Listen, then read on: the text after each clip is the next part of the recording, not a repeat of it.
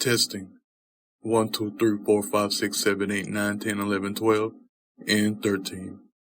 It's your favorite N-word, Terrence Prescott Barnes, and this time I'm going to tell you about a little group I like to call Elizabeth, right? This group of characters. So, I have a lot of stories and I be trying my damnedest not to make an excessive amount of characters, but strength in numbers. And the more the merrier, and I can do it, so I'm just gonna do it. And I was trying to avoid making these particular characters into characters, but Angelus and Sin Reyes were becoming such huge characters in the movement of the story that I went on ahead and involved the other 5 girls of it, and then they got made into main characters of the story. But moving along, let's get into it, alright? The legend behind Elizabeth.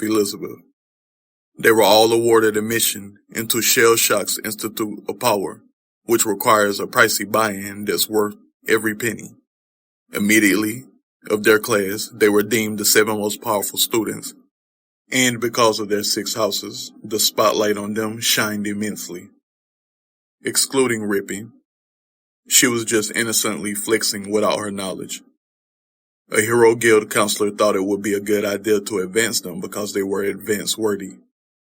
After they were forced to take Arrowology 101, prematurely as fresh women, they became friends with an undying connection. They were inseparable since they usually sat in rainbow order, all in the front seats of any auditorium-styled classroom. Then started wearing berets since they vowed to take up heroism. That called for a liaison Hero Guild counselor to call for a scout. The scout was an elderly hero who was coming up on his retirement time, still kicking ass and surviving the sea of stars like he was born to do so. No one knows what his real face looks like unless they know him personally. Black. When on the job, he wears a bottom half of a solid black mask and an eye patch made out of a smoke-enchanted black crystal called Heromite. His fantasy powers are extremely extravagant and dangerous. In fantasy, is spelled with PH, and it's a superpower that encompasses all encompasses all elements, but it's mostly dark. So it's dark and then the other element.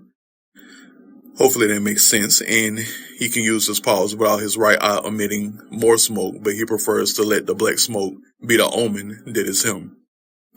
Black's reputation is a huge one. Has saved many worlds, millions of lives. Because all of the girls said they wanted to become heroes, he let them choose bounties to tend to. With him being attached to them, the board never declined anything they chose. He's a survivalist, on queen status at this point, and queen is the highest rank of anything across the entire universe. There's, I think, Delta, Charlie, Bravo, Alpha, and then it's T. I think it's TSR and then Q. And can't remember TSR right now, but Q is queen. Well, R is radical. Yeah. But let me get back. Alright. The board never declined anything they chose. He's a survivalist on queen status at this point and has been a one-man army for nearly 4 decades. They had enough backing to survive anything any one of them chose, so they chose big. Their power came from so many directions, but their ultimate power dealt with believing in each other. Black saw that during the first mission. He was reluctant because it dealt with a space pirate presence in a place they had no business at. A giant brawl it was, but a giant brawl was handled. Before they set out to handle the threat, he wanted the girls to come up with their individual strategies. The odd thing about that is, none of them had the same strategy, so he asked them to come up with a game plan together without sharing the individual ones. When they presented it to him on their way to the mark, he heard what they had to say, then went to his quiet room without saying anything. They were like, What the hell? Cause he simply got up and just walked off with no explanation. He went to see the data in a simulator, and his mind was blown like it was when they said it to him verbally.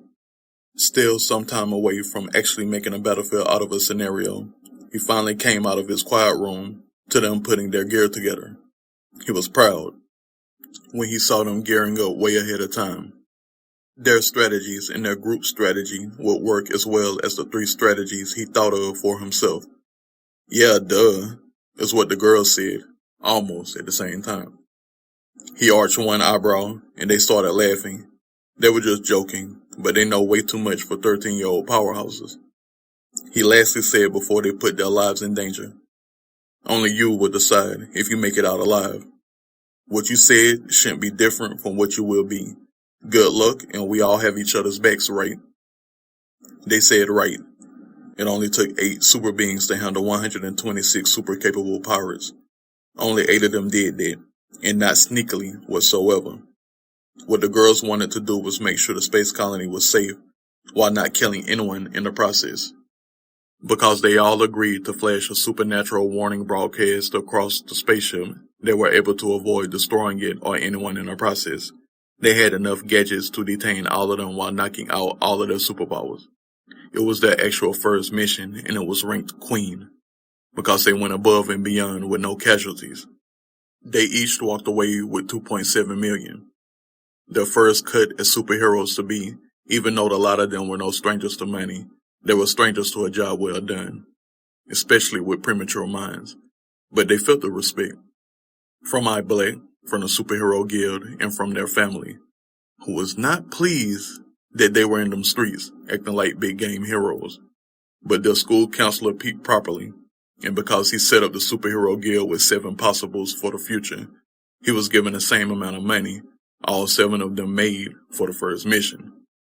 Then on, Elizabeth were treated like Q-class citizens, and never folded under pressure. It's as if they individually designed themselves to be powerful when their powers finally came in. Now, moving on to some short bios. Red, of Elizabeth.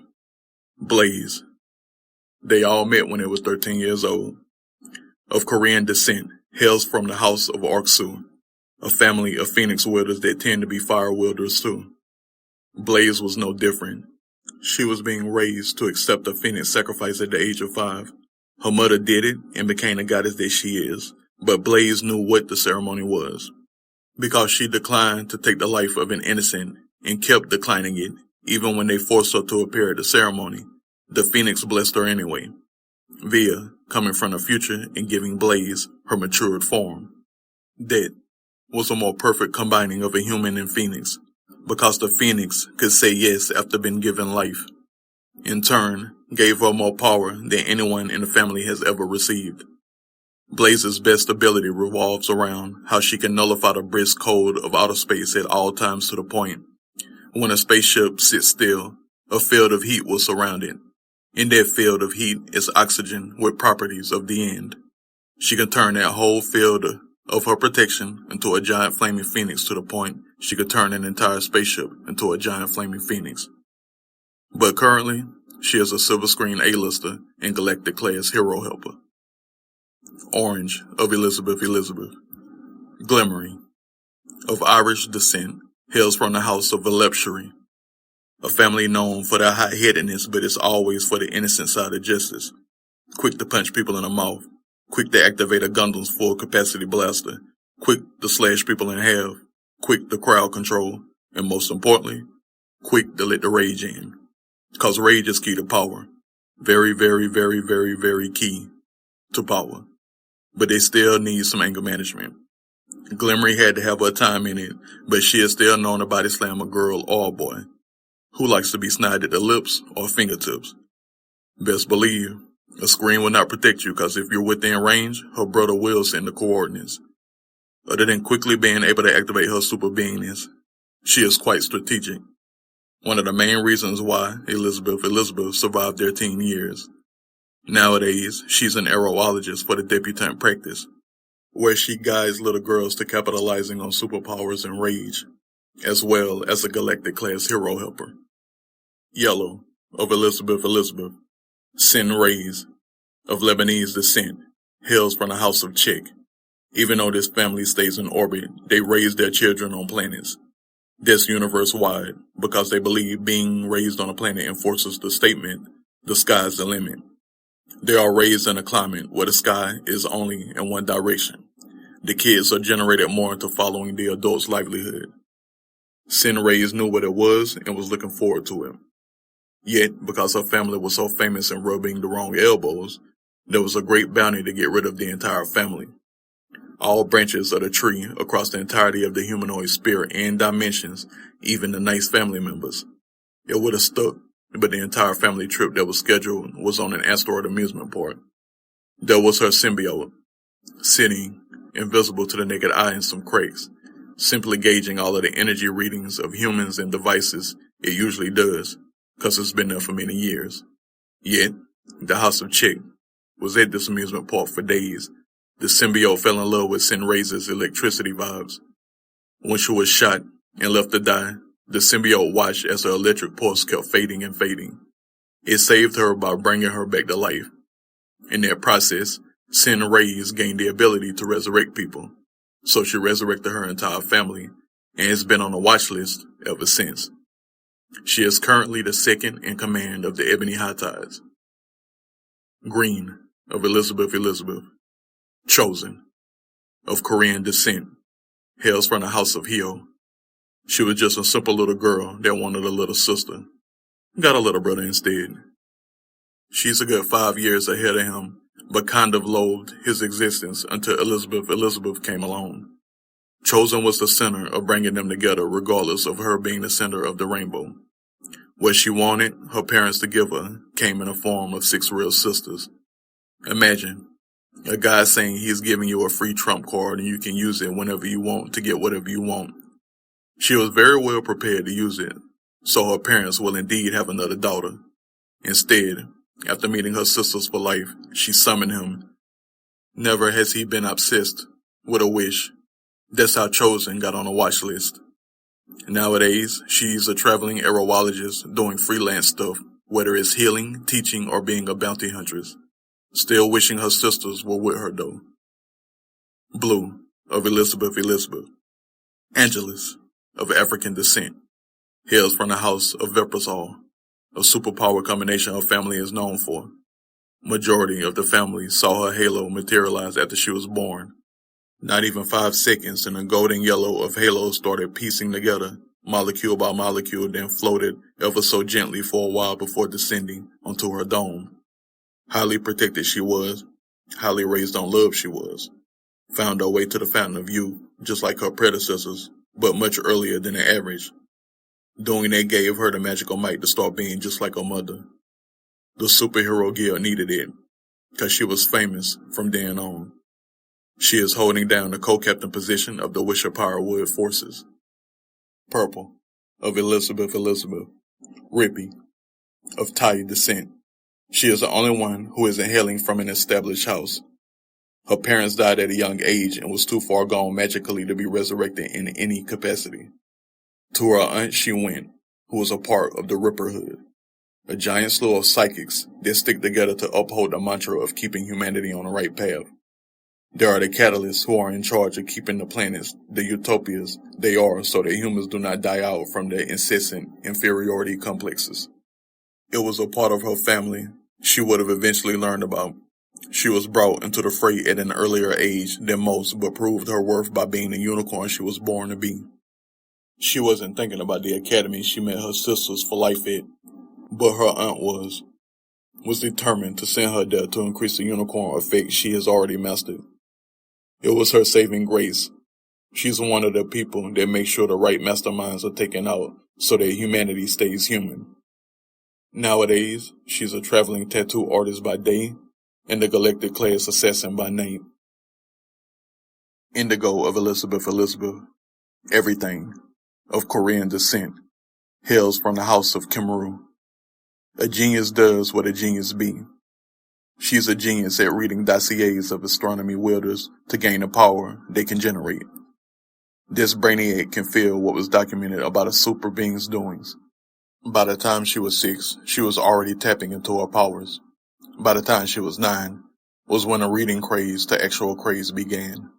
A dawn of an era of a powerhouse recreating other powerhouses for the sake of the grand powerhouse of them all, the superhero guild. And still having people say, nah, that can't be. Like a few of her comrades, she decided to leave the battlefield behind to be the dean of libraries for the Norrigan Institute. With her being a galactic class helper hero, she'll still grace the battlefields every now and then though. Black, of Elizabeth. I. Black. He was 62 years of age when he met these 13-year-olds. Of Haitian descent, his powers have been sharp since he graduated high school. Been chopping down bad guys of all kinds since high school. Been out there alone for a majority of his superhero career. When he turned 40, he started overseeing youngsters to make sure their heads are in the right place for future endeavors. Always had a queen rating. Always. Side note, I hope you have pieced it together that I use queen as the top rank because the queen of chess. Anyway, always had a queen rating. Always. He takes keeping the streets, meadows, metropolises, space highways, and dimensions incredibly serious. That's called devotion. Reputation, word of mouth, will have you feeling like you have gotten uppercutted. His eye patch, very distinctive, made out of haramite crystal and continuously omits a black fog that evaporates upwards. Ominous. Let it be. Because he has an instant power called black bodying, where he can instantly turn somebody black and take control of them. He can still do it instantaneously against a level Omega super being at the big age of 81. So don't try it. Former Galactic Class 1-man army hero. Nowadays, he may take away an apocalypse or 3 throughout the year. Yeah, let them short summaries sink in. Now moving along. All 7 of them chose violence at an early age, and it shows as they protect the innocent in all-star ways. Want to know their secret? Everything. Her empathic ways of understanding how other astronomy wielders do what they does translates to the girls trying to understand as many superpowers as possible. That Aerology 101 class started this shit, cause everything told them how she's able to pull off big game things at such a tender age. In turn, eventually made Chosen more comfortable with showing she's able to turn into weather. Angela started using superpowers like her mother times 2. Rippy made a hive mind for all of them. Glimmery could switch between her 3 crystal choices. Sin Rays could allow them to use their powers while she guided them through matter. And Blaze could generate oxygen in all kinds of situations that would have rendered them breathless. Which detailed how they were able to come up with 8 strategies on their first official mission. I Black took them under his wing and took them anywhere they wanted to go. Level 5s as soon as they hit puberty was something any super guild would jump on if they had the chance. They crossed paths of so many people they would grow to love and work with outside of the battlefield. They were graced beyond the graced so many times just because they took heroism so seriously, but seemed to have the biggest vibes of happiness. Angelus, Sin Rays, and Glimmery never fell under pressure trying to live up to their family's reputation. Blaze enhanced her family's reputation. Chosen never underplayed or overplayed her codename. Everything proved that their heroes could do it all, and Rippy had a new family to celebrate power with. 7 stars crossed paths and made a rainbow across the sea of stars. It was miraculous. Crazy miraculous. Their legend began solely because of New Year 8106. I Blake was getting ready to take them on their first expedition through Edgemere. He asked them, what are their deepest desires to help out humanity? Rippy immediately told them that they cannot tell him that. He literally said, excuse me? I feed y'all, let y'all use me as a punching bag, and make sure nobody hassles y'all too much. So tell me now, or I'm kicking y'all off my ship. Then they laughed, and he told them that he would keep their secret. They all started looking at each other in the eyes because they were having a conversation in their heads about the Black Heart. Chosen was the first one to laugh, because she always is. Then she looked at I Blake. Then they all laughed and looked at him. Chosen asked him if he can keep a great secret. He said, if the secret is detrimental to humanity, keep it. If not, yes. They all squinted their eyes as if he had a lot of nerve, insinuating that they would ever be turncoats, and laughed again. Everything said it was time to tell him.